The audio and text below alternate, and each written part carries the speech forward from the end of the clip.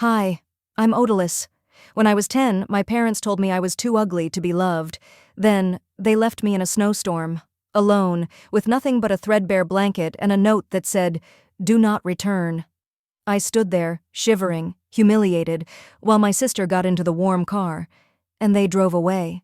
But that wasn't the worst part. The worst part was that they never looked back. Now, 25 years later, I walked into a courtroom they never thought I'd reach. And in the silence that followed, a truth they buried came roaring back. Before we dive in, what time are you watching this, and where are you? Drop a comment below. Because this story, you might think it's about revenge, but maybe it's about something colder than any storm. It was close to midnight when I felt a hand on my shoulder. At first I thought I was dreaming, but the chill of my mother's fingers pressing through my flannel pajama top made me sit upright in bed. The house was dark, quiet. I rubbed my eyes and looked up at her. Her face was stiff, pale, not angry, just blank, like she wasn't really there. "Put on your coat," she said, barely above a whisper. I didn't ask why. I just nodded, half asleep, and reached for the coat hanging on the bedpost. My boots weren't there. I only had my slippers. I stood in them anyway. She didn't wait for me. She was already walking down the hall. When I stepped into the living room, my father was standing by the door, one hand on the knob. He didn't even glance at me, just looked out into the night. I remember blinking at the frost on the window. "We're going for a ride," Mom said flatly. No smile, no hint of warmth, like she was telling me the garbage needed taking out. The floorboards creaked as we moved. I reached for my backpack, but her hand stopped me.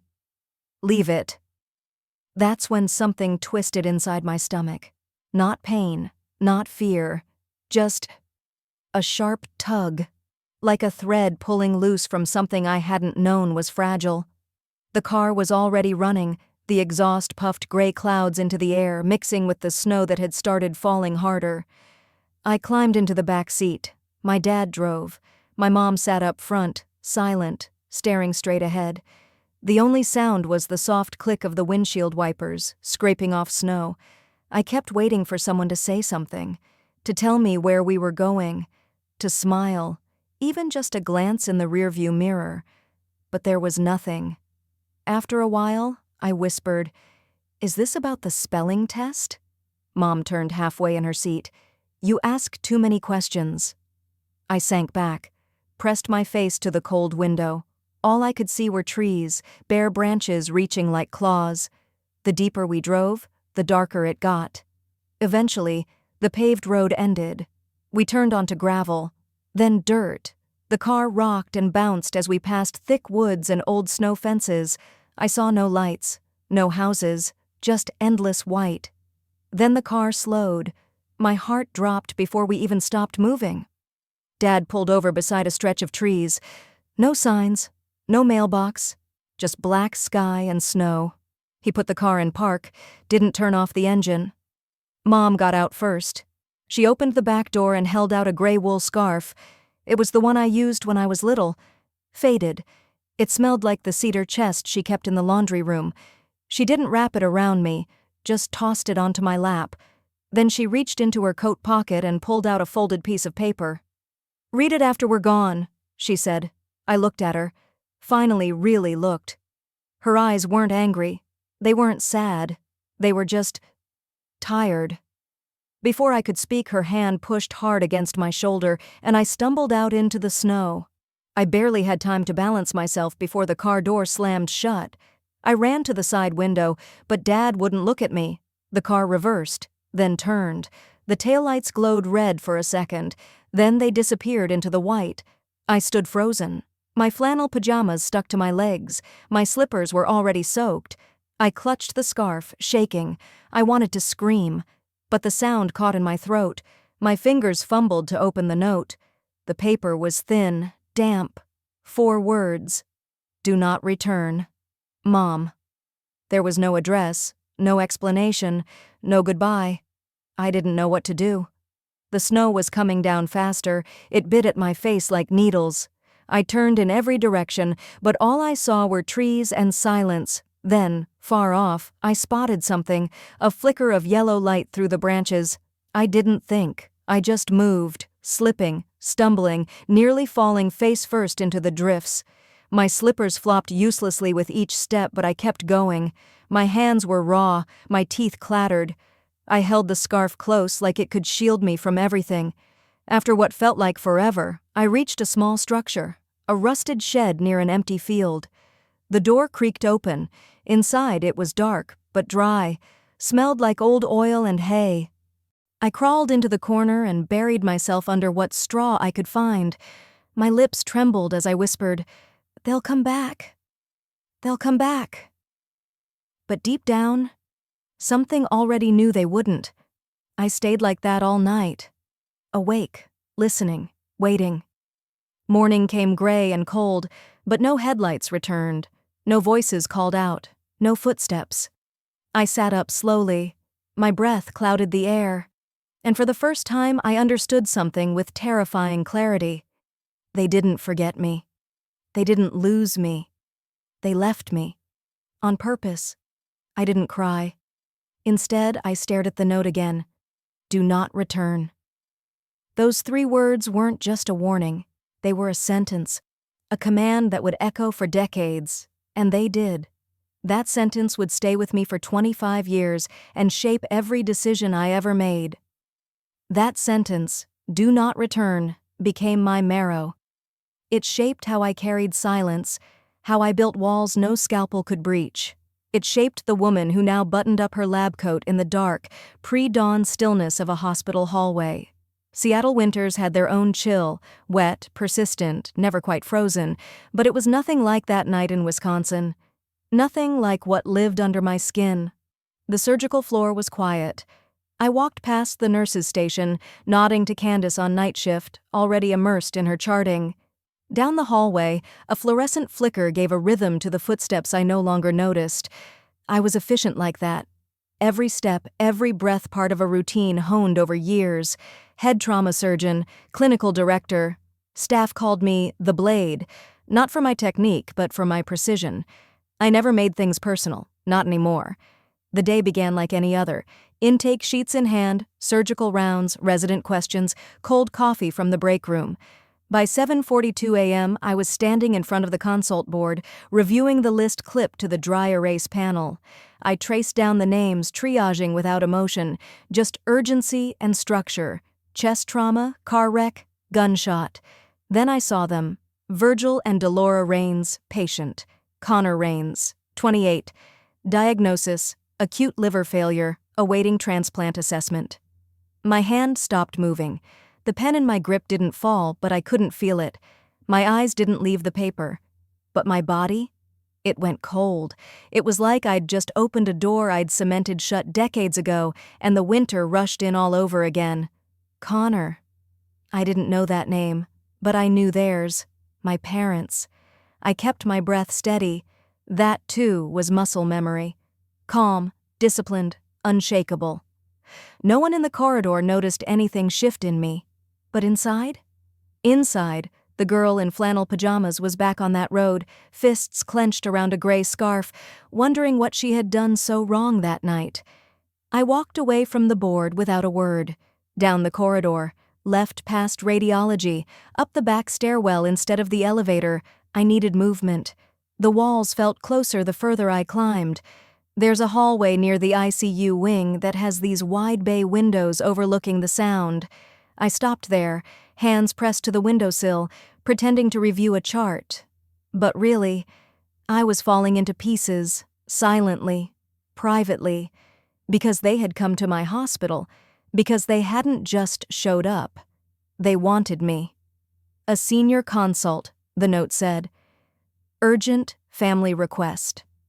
I hadn't heard their voices in 25 years, hadn't imagined they were even alive, let alone depending on my expertise to keep their son breathing. Their son, not me. I wasn't their child anymore. I was the girl they erased. And now they were here, asking for my hands to save him. I moved toward the ICU wing, each step deliberate. My shoes clicked softly on polished linoleum. At the nurse's station, a clipboard awaited my initials. I didn't touch it. Through the glass window of room 204, I saw them.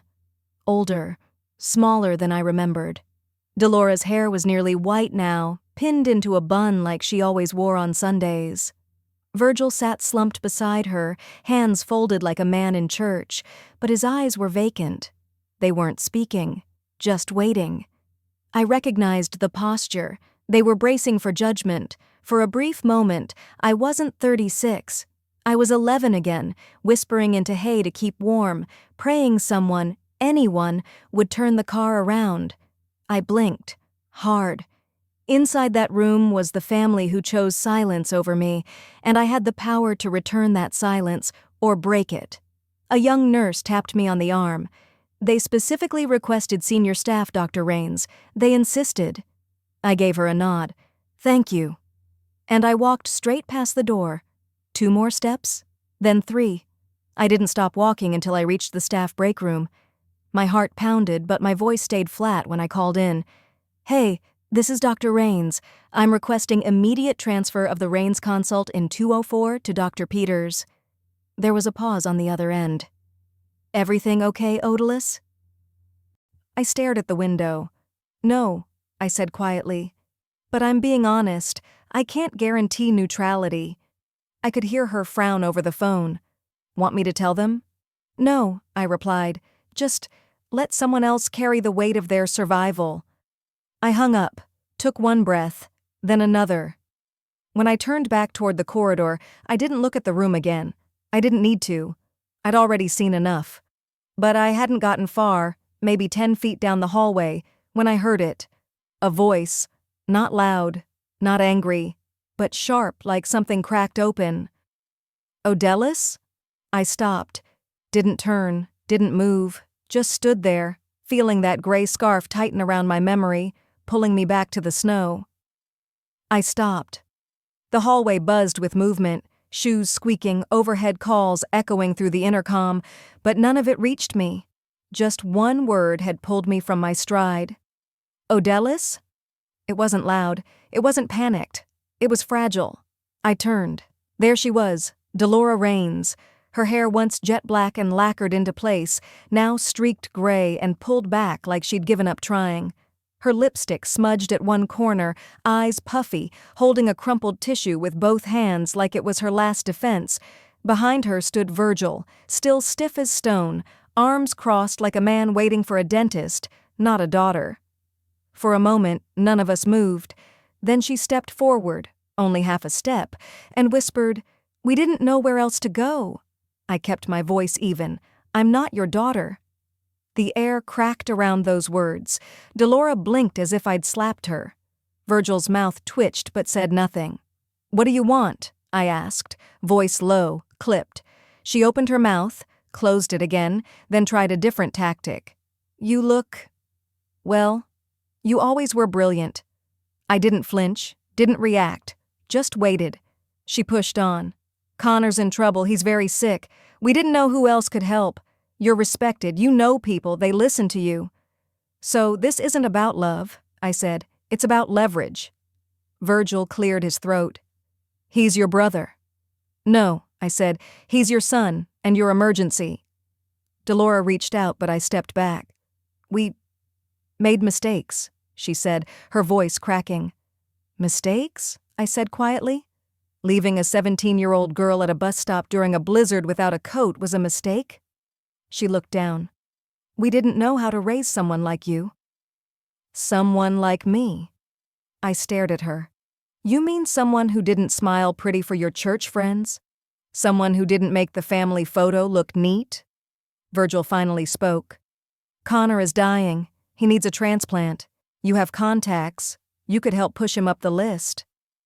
"And why would I do that?" I asked. He stared straight ahead. "Because he's family." Family. My chest tightened, not with sadness, with fury I'd carried like marrow. "You want me to pull strings," I said. "Get him a liver before some kid with real parents does. That's what this is." Delora shook her head. No, it's more than that.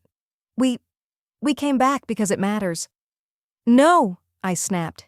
You came back because it's convenient, because your favorite son is dying and the girl you threw out became useful. They said nothing. I turned, but her voice followed. We had no choice, Odalys, she called. Connor was always the one who had a future, the one who could carry the Rain's name. I turned back slowly.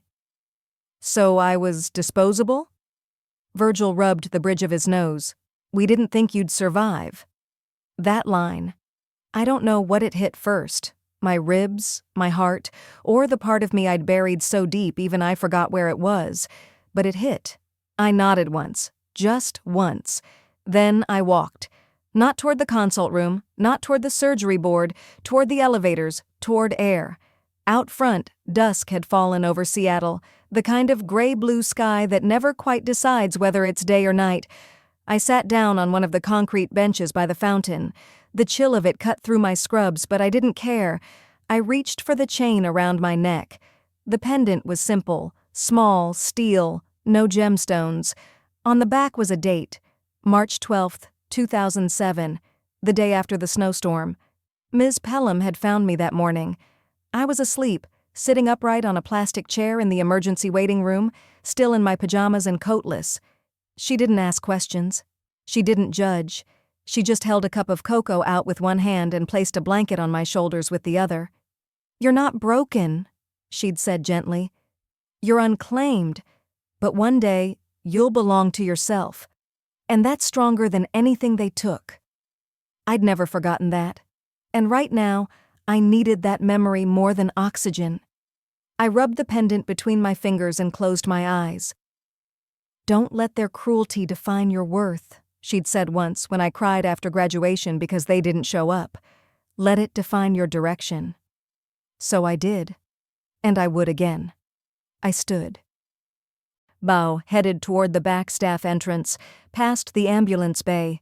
My pager buzzed, a text from the OR team. But I didn't look at it yet. My mind was already setting new terms. If Virgil and Delora thought they were going to turn me into a lifeline, they could pull on like nothing ever happened. They were wrong. Dead wrong. If they came back for a transaction, then I'd meet them at that level. But this time, I would set the price. I didn't walk far. The hallway lights were dull now, reflecting off the scuffed tile floors, but I could still hear the murmur of nurses switching shifts and machines humming behind patient room doors. I stopped when I saw the double doors marked Conference C. I stood still for a second, staring. This wasn't about forgiveness anymore. It was negotiation, and if they wanted something, they were going to pay for it. I pushed the door open and walked in. The hospital boardroom was sterile, too clean, too cold. One long rectangular table, a pitcher of water already sweating on a tray, and 3 chairs pulled up like some kind of trial waiting to happen. Delora and Virgil were already inside. She had her arms folded like she thought that still meant something. Virgil glanced at me, then at the ceiling, like the carpet was too honest for him. I sat, quietly, deliberately. Then, without ceremony, I placed a slim brown folder onto the table between us. I'll move things forward for Connor, I said. I'll call in what I need to call in. Make the list move faster. Delora blinked, hopeful. But, I added, I have one condition. Virgil scoffed. Of course you do. I ignored him, looked straight at Delora. You both will sign full legal release of the Hawthorne estate, retroactive, irrevocable, signed and notarized tonight. Her mouth dropped. You're joking. No, I said evenly. I'm done being the afterthought. You want to save your son? Buy that privilege with the only thing you ever stole that mattered? Virgil chuckled bitterly. You don't even know what that estate's worth. I didn't blink. Yes, I do. I reached into my bag and pulled out another set of documents. Clean, tabbed, ready. I've known since I was 20. I traced every shell corporation, every shift in the trust documents, even the hidden accounts in Montana. You tried to erase me, but the paper trail couldn't lie. Delora's hands trembled. I know about the lake house, I said. The stocks in Hawthorne Medical. The dividend account you tucked under Aunt Lorna's name. I've seen the will. The old one. The version before you rewrote it after I turned 18. She leaned back, lips pale. We had to protect the family. You mean protect Connor? I said. I was never part of that definition, was I? Silence, like the air itself, recoiled. You think you're punishing us? Virgil said. This is extortion. No, I said. This is justice, delayed, and signed in ink. I pushed the pen forward. Neither of them moved, and that's when I remembered, clearer than any medical file or financial ledger, exactly how much I'd already survived. I was 17, standing in a juvenile courtroom in King County. I'd filed for educational guardianship to get out of that house. My hands were shaking, but I'd stood tall. You have to, when your own parents show up not to support you, but to oppose your independence. Virgil had taken the stand and called me unfit. He told the judge I was prone to emotional outbursts, that I couldn't handle adult responsibilities. But Ms. Pelham had been there, my middle school counselor, the only adult who'd ever seen through the frost. She'd held my shoulder gently after the verdict and whispered, "That ruling didn't just free you, Odalus. It proved they were wrong." That memory steadied me now. Back in the boardroom, I didn't flinch. "Your son is out of time," I said. "So here's mine. Sign the transfer, and maybe, just maybe, I'll give a damn whether he lives." Delora reached slowly for the pen. Her hand trembled as she signed the first page, then the second. Her eyes were glassy, but she didn't cry. Not really, because this wasn't grief. It was loss. And for the first time, she knew how it felt to lose control. Virgil just sat there, still, frozen. I turned to him. "Are you going to sign?" He looked at me the way a man looks at a mirror he's avoided for decades. "You think this makes you better than us?" "No," I said, "but it sure makes me freer." He shook his head, stood up, and pushed the chair back like it offended him. "You've always been cold." I tilted my head. "No, Dad. I learned it from you." He didn't look back as he left the room. I stared at the door for a long moment, then turned back to the folder. 2 signatures would have been closure, but one would be enough to start. And just like that, only one of them remained in the room. I didn't look back when Virgil walked out. The silence that followed was thick, not peaceful, not empty, just still. The kind of stillness that only comes after something breaks. Delora sat there, staring at the papers she'd just signed like they were dripping blood. Her pen rested on the table. My hands were folded. I didn't say a word. And she didn't dare say mine. It wasn't forgiveness I offered her. It was consequence. And for once, she accepted it. I left the hospital late that evening without ceremony. The air outside had turned colder, as if winter had decided to start early, out of spite. By the time I made it back to my apartment, my inbox was stacked with follow-ups, legal queries, a message from the transplant coordinator confirming the next steps. But I couldn't bring myself to care about any of it. Instead, I just stared at an old sticky note stuck to the corner of my desk. I'd written it years ago.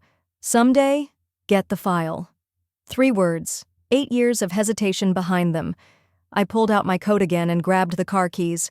I didn't tell anyone where I was going. The Department of Children and Family Services sat in a squat brown building at the edge of town, half forgotten like the kids they filed away in its drawers. The receptionist was kind but tired-looking, mid-60s maybe. Her glasses dangled from a lavender chain. She glanced at my form, then at me. "You're Odalus Hayworth?" I nodded. Her brows twitched. "You're the one from the snowstorm case." I didn't ask what that meant. I think I already knew. 20 minutes later, she came back holding a thick manila folder, double-banded, edge-worn, stuffed beyond capacity. "It was sealed for years," she said. "You had a court-ordered lock on it. You must have signed something recently to open it." I had, 2 months ago, in silence, with a lawyer who didn't ask questions. I just never had the courage to show up. Until now. I carried the file into a small consultation room. The walls were scuffed. Fluorescent lights buzzed. Outside the window, snow had begun to fall, slow and patient like it remembered. I flipped it open. The first report was dated February 6, 1997. A neighbor had called. They said a small girl was sitting on the back porch for several hours in just a t-shirt and socks. No adult came out. No one checked. When responders arrived, they found me curled beside a flower pot, blue-lipped, silent. There was a note pinned to my sweater. I turned the page. Intake report. Malnourished, mild frostbite on both feet. No known relatives present at the scene. Both parents unreachable. I was 6. For 2 weeks, no one claimed me. Not one call, not one visit. Then came the placement forms. Emergency shelter. Foster intake. Multiple psychological assessments. I read one. Child demonstrates high withdrawal, difficulty with verbal expression. Exhibits learned helplessness and self-isolation. Strong desire not to get in trouble. Likely sees herself as disposable. I stopped reading for a while, just stared at the corner of the table where the laminate had peeled. The hum of the overhead light matched the rhythm of my heartbeat. Dull, slow, waiting for the next blow. When I turned to the next section, I noticed something strange, a notation highlighted in yellow. Adoption petition received, January 2001. I blinked. Somewhere in Minnesota, a family had wanted me, a mother and father. Background checks cleared, interviews passed. They were prepared, the forms were submitted. They'd written, "We'd love to welcome Odellis into our home. She's resilient and we believe love can do the rest." I swallowed hard. My hand shook a little. The final page of that segment was a scanned copy of an envelope, a letter that had arrived just a few weeks after the adoption was approved. It read, "To whom it may concern, Odellis Hayworth has unresolved psychological issues and has displayed violent behavior toward other children. We do not believe she is a suitable candidate for long-term adoption." At the bottom, in neat blue ink, was a signature. Virgil Hayworth. I froze. It didn't make sense. He had abandoned me. They both had. So, why? But then it hit me. He hadn't wanted me. He just didn't want anyone else to have me either. Not love, not safety, not a fresh start. He'd lied to block the adoption, to ensure I stayed inside a system designed to break kids slowly, quietly, a cage where he could still reach me with a phone call or a lie, where the title father still chained me to him in a way no real bond ever had. My fingers pressed against the edge of the folder until they went numb. He didn't leave me behind. He kept me tethered, kept me owned. I remembered the way he'd sat across from me just hours earlier in that hospital boardroom, arms folded, face calm, daring me to flinch.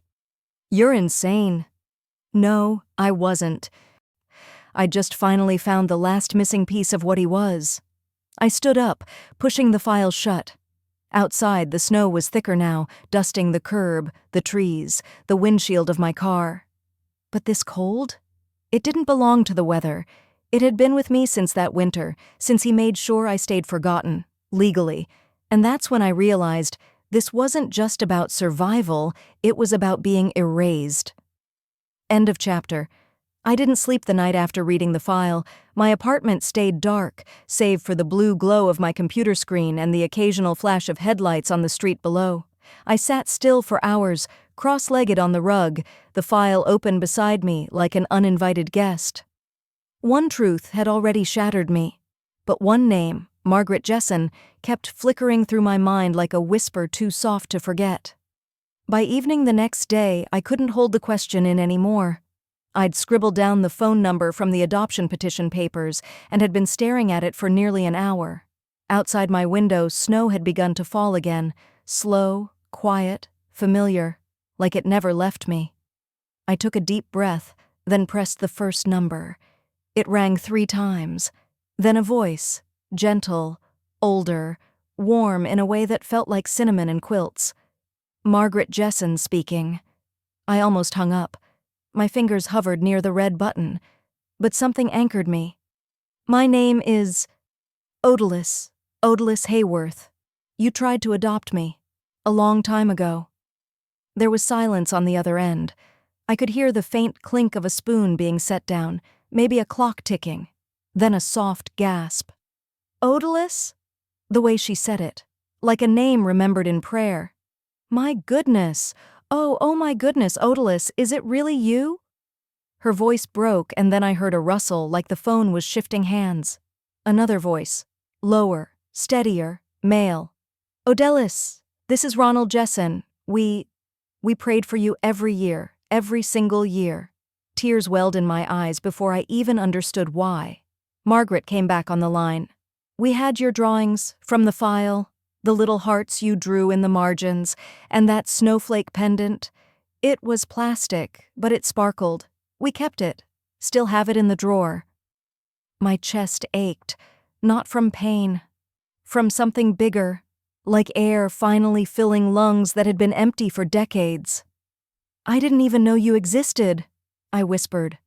We thought you were moved out of state, Ronald said, his voice suddenly tight. That's what they told us, that you were relocated and unavailable for contact. We asked for updates, Margaret added. Filed papers, made calls. They kept telling us your case was sealed.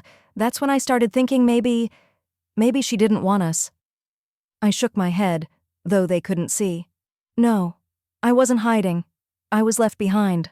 They went quiet again. Then Margaret spoke, softer this time. We always hoped. Just maybe. She didn't finish, but Ronald did. We kept your room. The room fell still around me. Excuse me? I said. Margaret's voice cracked a little. Would you like to see it? She asked if I could switch to video. My hands trembled as I accepted. The screen lit up, and there they were. Older now, of course. Margaret's hair was white and clipped short. Ronald had laugh lines around his eyes and wore a thick cable-knit sweater. Margaret turned the camera slowly. My breath caught. The walls were pale pink, covered with flower stencils that had faded a little over time. A twin bed with a handmade quilt, soft lilacs and blues, stood against the far wall. On the shelves, a collection of storybooks, stuffed animals, and a single photo frame, empty. We never filled it, Margaret said, in case someday you wanted to. The tears came fast then, slipping down without warning. Not out of sorrow, but from something deeper. A kind of healing I hadn't known I needed. For the first time in my life, I didn't feel like someone who'd been discarded. I felt chosen. Margaret leaned in. You were ours, Odalus, even if they never let it happen. And for a moment, the storm outside didn't feel quite so cold. We talked for over an hour, about nothing, about everything. Margaret promised to mail me the pendant. Ronald said I'd always have a place with them, even if we were strangers by law. But as the call ended, and the screen faded to black, a new message lit up on my phone. It was from Romy, and as I read the preview line, my stomach knotted. You're going to regret stirring all this up. I stared at the screen, my breath caught between past and present. The message was simple, just 6 words, but it made my whole body go cold. Your father is dying. Come now. It came from Romy. No emojis, no pleasantries, just that flat, command-like text, like I was still the unwanted houseguest showing up too late. I didn't respond right away. I just sat there, on the same couch where I'd just seen a pink bedroom, perfectly preserved for me in a stranger's home, thousands of miles away. The contrast was almost too much to bear. I didn't sleep that night. I barely moved. Outside, the wind beat against the windows like it was trying to remind me, the storm hasn't passed. I left the living room light on. I needed the comfort. I needed the reminder that warmth and light could exist in places I chose. By morning, I was still in the same spot, arms wrapped around myself like I was holding the little girl nobody claimed. I didn't want to go, and yet I couldn't not go. It wasn't about forgiveness. Not anymore. It was about facing the facts with my own eyes. Margaret had said it gently on the phone when I called her around 7. Closure doesn't mean you owe anyone peace. Sometimes it's just you, choosing not to carry something forward. So, I got dressed slowly. Neutral clothes, no makeup, no earrings, nothing I'd regret being seen in, nothing they could mock. I walked into that hospital mid-morning, clutching my purse like it could shield me. The corridors smelled of antiseptic and overcooked cafeteria eggs. Nurses in scrubs passed me with clipped steps and distracted glances. The elevator ride felt too long, then far too short. My heart beat so loudly I thought the woman beside me could hear it. When the doors opened, Romy was already waiting. She stood just a few feet down the hallway, near the nurse's station, her arms folded over a too-expensive wool coat. The moment our eyes met, she tilted her head slightly and said, "I wasn't sure you'd come." Her voice was perfectly modulated, like a woman in control, like someone rehearsed. "I didn't come for you," I said simply. She didn't flinch, just gestured toward a room. I followed her. Inside, my mother sat beside a hospital bed, motionless. She didn't stand, didn't say hello, just stiffened, as if my presence added another burden to her shoulders. My father lay in the bed, still, pale, a breathing tube at his mouth and machines tracking everything he could no longer regulate on his own. I stood there for a long time before I walked over. I didn't cry. I didn't reach out. I just sat on the lone plastic chair opposite Mom, crossed my legs, and said nothing. Because there was nothing. Not anymore. The room was cold, not in temperature, but in spirit. Like all the love had long since been drained, and now we were just strangers forced into the same scene. 20 silent minutes passed, then a man walked in, mid-50s, crisp suit, a dark blue folder in hand. "Apologies," he said quietly. "I'm Carl Lambert, the family attorney." Mom stood. Romy did too, with the same silent anticipation of someone who already knew what was coming. I remained seated. Carl cleared his throat, opened the folder, and began. "This is the final amended will signed by Mr. Hayworth 3 weeks ago." He looked around. No objections to me reading it? No one spoke. He continued. "Bequeaths the entirety of his estate, including residential property, personal holdings, and liquid assets to one Romy Eliza Hayworth. No allocations made to any other relatives. This is, per law, his final expressed intent." Romy's eyes didn't blink as she listened. She nodded once, slowly. Mom exhaled as if a verdict had just been delivered. She finally looked at me. "It's what he wanted," she said. "You left. You don't get to come back for anything." I didn't answer her. There was nothing I needed from that room. Not anymore. Carl closed the folder, gave a polite nod, and stepped out. Romy looked at me, almost softly. It wasn't personal. I looked at her, dead in the eye. That's what people say when they know it was. I rose. But just as I reached for my purse, a nurse appeared in the doorway. Her face was gentle, familiar maybe, but her eyes avoided everyone else's as she addressed me alone. "Miss Hayworth? A moment?" I followed her to a corner near the nurse's lounge. "He had a clear spell 2 nights ago," she said quietly. "He couldn't speak much, but he was very specific about this." She reached into her pocket, a small envelope, cream-colored, sealed, and on the front, in careful, trembling handwriting, "Odaless." I stared at it. My fingers didn't move at first. "He made me promise," she added, "that it go directly to you. No one else." I took it. It felt heavier than it should have, not in weight, but in meaning. I didn't open it. I didn't even glance at what was inside. I just slipped it into the inside pocket of my coat, zipped it closed, and walked out of that hospital without looking back. Because what I needed now wasn't closure. It was proof. I didn't even open the letter that night. I slipped it into my coat pocket and walked out of the hospital without a backward glance. The fluorescent lights, the quiet sobs down the hall, Romy's voice echoing faintly in the background, they all became white noise. What I needed now wasn't comfort, it wasn't closure, it was proof. The next morning, I was up before the sun. Margaret met me at a coffee shop near the courthouse just as they were unlocking the front doors. She didn't ask questions, just pushed a manila folder toward me. "There's a guy in records who owes me a favor. He said if there's a paper trail, it'll be in the archive room. Basement level." "Basement?" I raised an eyebrow. She sipped her black coffee. "Welcome to how legacies are buried." By 10 a.m., I was down there, alone, surrounded by rows of dusty shelves, the air thick with that old paper and mold scent, the kind that stuck in your clothes and throat. It was quiet, the kind of quiet that forces you to hear your own heartbeat. For hours, I sifted through boxes, divorce decrees, land transfers, outdated property liens. Nothing under my father's full legal name, nothing recent. Every now and then, I found his name on public records, board appointments, vehicle registrations, but nothing that resembled a will. I paused, massaging the back of my neck, then picked up a faded index log from a side drawer that looked like it hadn't been opened in a decade.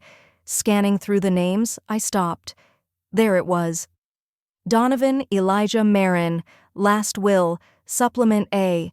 No bold letters, no special stamps, just ink, smudged, but legible. I flagged down the records clerk, a woman who looked younger than the scanner she was using. "I need access to this file," I said, pointing. She blinked at the listing, then looked at me. "This one's old." "So is justice," I replied. She didn't smile. But she did nod and disappear behind a set of locked cabinets. A few minutes later, she returned and handed me a slim folder, her expression unreadable. "No copies," she said. "Understood." I carried the folder to the nearest desk, sat down, and opened it. And there it was, my father's signature. Not once, but 3 times, dated 13 months ago, right after I'd left home for good, but before the diagnosis that had sent him into a spiral. Odalys Marin, equal beneficiary. The wording was deliberate. My daughter Odalys is to inherit alongside her sister, as recognition of the years she stood where others did not. She is my redemption. Attached to it was a witness statement, a short paragraph, a single signature. Someone named Carson Bell, notarized and confirmed. I just sat there. My fingers trembled slightly, but I didn't cry. I didn't smile either. I simply read it twice, then a third time. So Romy had lied, not just to me, but to the law. She hadn't just erased me from their narrative, she rewrote the ending. And now I had the original script. I folded the papers carefully and slid them into the inner pocket of my purse. Then I pulled out my phone and called Margaret. She picked up on the first ring. "Tell me." "I need legal muscle." There was a pause. "What kind of muscle?" "The kind that knows a handwriting expert." By 2 p.m., we were sitting across from a man named Jim, glasses perched on his nose, fingers stained faintly with graphite. He compared signatures, measured slants, zoomed in on stroke patterns. He didn't speak for 10 minutes. Then he exhaled and said plainly, "The second will, the one submitted to the family attorney, is forged." I stared at him. "You're sure?" "Whoever did it is either cocky or careless. Either way, it's fraud." Margaret's voice was low but steady. "That's enough for a complaint filing, and if we tie it back to your sister using her position to tamper with records—" "She buried the truth," I said quietly, and handed out a lie with a smile. Margaret leaned forward. "You ready to go to court?" I nodded once. "More than ready." But something shifted in me just then. A moment of weight, not sadness, not even anger, just clarity. "I'm not doing this for the inheritance," I said. "She can keep every penny." Margaret looked puzzled. "Then why go through with it?" I met her eyes. "Because I need them to know. I was never nothing, not to him, not to myself." We filed the paperwork that afternoon. The complaint was precise. Dates, evidence, statement of intent. Jim attached his expert opinion. Margaret stamped everything with her legal authority. By the time I stepped out of the courthouse, the sun was already low in the sky, casting long shadows across the steps. I didn't go back to the hospital. I went to court. The courtroom was quiet, so quiet I could hear the shuffle of my own coat as I took my seat near the front. I hadn't been back here in years, not since that one summer when I tagged along with Dad while he filed some zoning paperwork. He used to joke that the county clerk's office smelled like old socks and regret. Now, the air just smelled like dust and cold wood polish. Margaret sat beside me, her briefcase already unlatched and a small stack of documents in her lap. She didn't say a word, just gave me a subtle nod when I looked over. That was all I needed. Across the aisle, Romy looked like she was prepping for another performance. Designer coat, hair pinned like she was accepting an award. Her lawyer adjusted his tie, whispering into her ear as the judge walked in. "All rise," the bailiff said. I stood slowly, steadying my breath. The judge, a short silver-haired woman with reading glasses perched low on her nose, gave a quick nod before sitting down. Her tone was calm, but firm. "Let's proceed." Romy's attorney started first, trying to spin the narrative. "There seems to have been an administrative oversight," he said, smiling like it was just a parking ticket we were discussing. "The version of the will submitted previously was done in good faith by Ms. Romy." The judge held up a hand. "I've read the briefs. Unless you have new evidence to present, I'd like to hear from Ms. Odalis' counsel." Margaret stood without a sound. She walked to the table, laid down 3 documents, and slid them forward. "Your Honor," she began, "what we're presenting is the original notarized will, forensic handwriting analysis confirming authenticity, and a signed affidavit from Mr. David Bellows stating that the will naming Ms. Odalis as an equal beneficiary was prepared in his office. This document was filed, but later suppressed through access by Ms. Romy, who held legal power of attorney at the time." The judge leaned in, flipping through the pages with a slow, careful hand. Her silence was heavy. Then she looked up. "There is also," she said, "a video statement on file." Romy shifted. Her lawyer straightened. I gripped the edge of my coat pocket to keep my hands still. The clerk rolled out a television cart, like something out of high school, and inserted a disc. A blue screen blinked, then my father's face appeared. It took my breath away. He looked older, gaunt. His sweater hung on him like it had belonged to someone bigger. A bottle of water sat untouched beside him. And then, he looked up, directly into the lens. "If you're watching this," he said slowly, voice cracking, "then I guess I didn't get to say it in person. Maybe I didn't earn that right." No one moved. Even Romy was stone still. "I made decisions out of fear," he continued. "Fear of how people saw me, fear of letting the family down. I let pride and other people's opinions become more important than what I knew was right." He paused, swallowed. "Odalis, if you ever see this, I'm sorry," he breathed out. "You were always the one who stayed kind, even when I didn't deserve it. I told myself stories to justify it, but the truth is, I saw you. I just didn't know how to say it. I hope, someday, you'll believe me." The screen went black. I didn't cry. I didn't even blink. The judge cleared her throat gently. "This court finds that the original will is valid and legally binding. The forged document submitted by Ms. Romy Bellows is hereby voided. All privileges of legal practice associated with Ms. Bellows are revoked, pending further disciplinary review." The gavel came down. And just like that, it was done. Romy stood as an officer approached. Her lawyer looked everywhere but at me. As she passed by, she leaned slightly and hissed, "You're still ugly." I looked at her. Calm, steady. "Maybe," I said, "but I didn't forge our father's name."